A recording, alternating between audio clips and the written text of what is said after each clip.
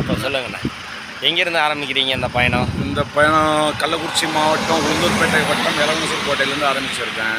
இந்த பயணத்தை ஆரம்பித்ததுக்கான காரணம் இன்றைக்கி நாட்டில் வந்து டிரைவருங்களை யாருமே மதிக்கிறது கிடையாது.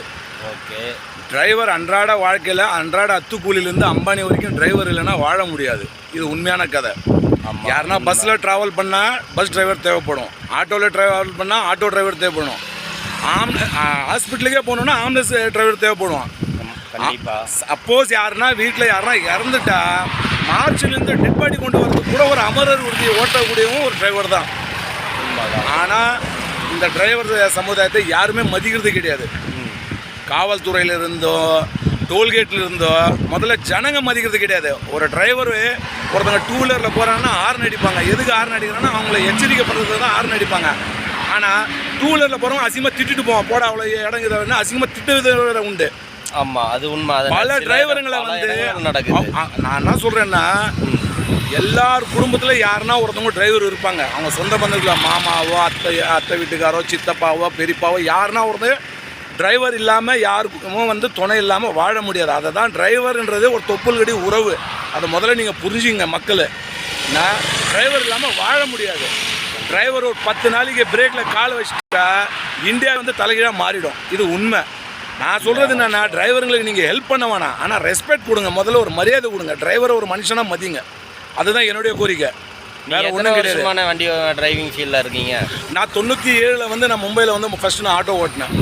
நான் ஆட்டோ டிரைவர்லேருந்து எல்லா டிரைவர்களுக்கும் தான், இந்த டிரைவர்னு கிடையாது. ஆட்டோ டிரைவர் இல்லாமல் வாழ முடியாது, டாக்ஸி டிரைவர் இல்லாமல் வாழ முடியாது, பஸ் டிரைவர் இல்லாமல் வாழ முடியாது. டிரைவர் இல்லாமல் வாழ்க்கையே கிடையாது. எல்லாருக்குமே, எல்லா ஜனங்களுக்குமே சரி, பணக்காரனுக்கு ஏழைக்கு கொண்டு டிரைவர் இல்லாமல் வாழ முடியாது.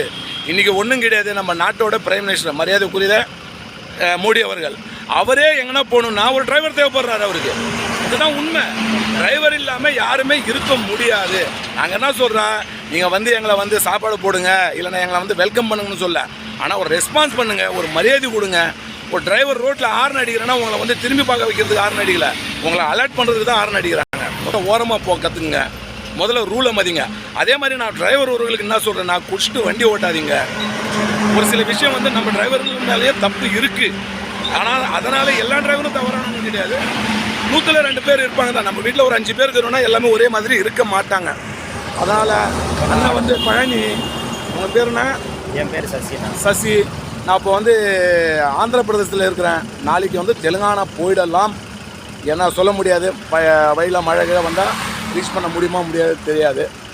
அவ்வளோ. இந்த பயணம் எது வரைக்கும் தொடரும்னு நினைக்கிறீங்க? இது இந்தியாவில் இருக்கிற அத்தனை மாநிலத்தையும் டச் பண்ணிட்டு போயினே இருப்பேன். நான் அத்தனை மாநிலத்தையும் டச் பண்ணி போகிறீங்க. கண்டிப்பாக. இப்போ வர்ற டிரைவர்களுக்காகவும், முதல்ல ஓட்டிகிட்டு இருக்கிற இருந்த டிரைவர்களுக்காகவும், இல்லை உங்களோட செட் ஆஃப் குரூப்ஸ் டிரைவர்ஸ் இருப்பாங்களே, ஆமாம், அவங்களுக்காக நீங்கள் என்ன சொல்ல விரும்புகிறீங்க? என்ன சொல்லுவோம், நம்ம தொழிலை வந்து எப்பயுமே சரி மதிச்சு தொழில் செய்கிறோம்.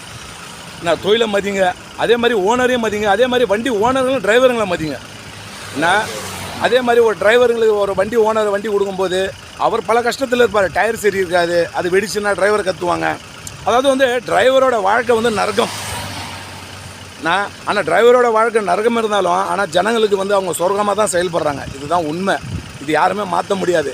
ஆனால் எனக்கு என்ன ஒரே ஒரு கஷ்டம்னா, இந்தியாவில் இருக்கிற அத்தனை அரசியல் தலைவரும் சரி அந்தந்த கட்சி சார்ந்த ஒரு சங்கத்தை வச்சுக்கிறாங்க. ஆனால் டிரைவரை யாருமே வந்து அது என்ன சொல்கிறது யோசிச்சு கூட பார்க்குறது இல்லை. அவங்க குடும்பத்தை யோசிச்சு பார்க்குறது கிடையாது. அவங்களுக்கும் குடும்பம் உண்டு, அப்பா அம்மா உண்டு, ஃபேமிலி உண்டு, எல்லாமே இருக்கிறாங்க. ஆனால் யாருமே பார்க்குறது கிடையாது. ஏன்னா என்னுடைய அண்ணன், என்னுடைய மூத்தவர், அவரும் டிரைவர் தான். முதல்ல டிரைவருங்களை வந்து மதிங்க. டிரைவரை முதல்ல ஒரு மனுஷனாக மதிங்க. இன்றைக்கி பார்த்தீங்கன்னா விலங்குகளை காப்பாற்றுறதுக்கு கூட ப்ளூ கிராஸ்னு ஒரு அமைப்பு இருக்குது. ஆனால் டிரைவரை காப்பாற்றுறதுக்கு இந்தியாவில் எந்த அமைப்பும் கிடையாது. இதுதான் உண்மை. ரொம்ப மிக்க ஒரு நன்றி. உங்கள் பேருனா? என் பேர் சசி. உங்கள் பயணம் இனிதாக தொடங்கட்டும். கண்டிப்பாக கேரளா வழியாக வந்தால் முடிஞ்சால் பயணிக்கு வந்து உங்களை மீட் பண்ணுறாங்க. கண்டிப்பாக வாங்க. எங்களோட சப்போர்ட் எப்பவும் கண்டிப்பாக சரிங்க. சப்போர்ட் பண்ணுங்கள். இது வந்து எனக்காகவா என்ன ஒன்று கிடையாது. நான் இது வரைக்கும் நான் சரியாக நான் வீடியோ கூட போடல.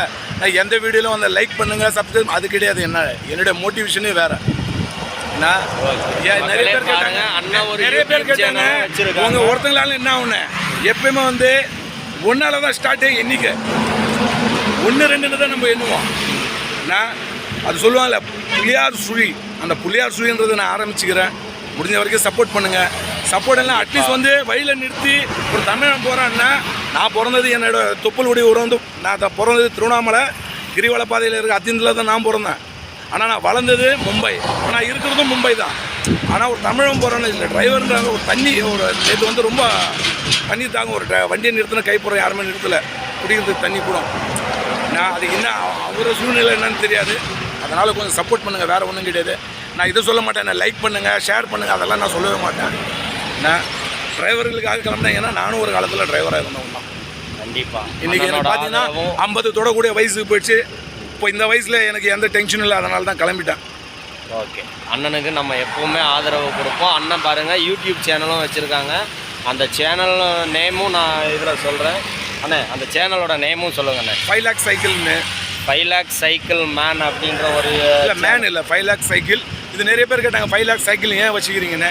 என் டூர் முடிஞ்ச உடனே அதை சொல்லுவேன் நான் ஏன் வச்சேன்னு. இப்போ சொல்கிற மாதிரி கிடையாது. நம்ம வெயிட் பண்ணுவோம். அண்ணனுக்கு தொடர்ந்து சப்போர்ட் பண்ணுவோம். அண்ணன் இனிமேல் இன்னும் ரொம்ப தூரம் பயணிக்கணும். அதே போல் அண்ணன் நல்ல டிரைவர்களுக்கு நல்ல ஒரு கருத்துக்களை இதெல்லாம் எடுத்து கொடுக்கணும். அவரோட அறிவுரைகளை கேளுங்க. அதே மாதிரி மூத்த டிரைவர்களோட அறிவுரையை கேளுங்க.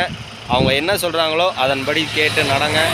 அப்போ தான் நம்ம இப்போ புதுசாக வந்து வண்டி ஓட்டுறவங்களுக்கும் டிரைவிங் ஃபீல்டில் வரவங்களுக்கும் அது ஒரு நல்ல ஒரு பயனுள்ள தகவலாக இருக்கணும். முதல்ல உங்கள் சேஃப்டி, அதே மாதிரி ரோட்டில் இருக்கிற பப்ளிக்குக்கும் சேஃப்டி. அதே மாதிரி குடிச்சிட்டு வண்டியை ஓட்டாதீங்க தயவு செய்து. நன்றி மகளே. பாய்.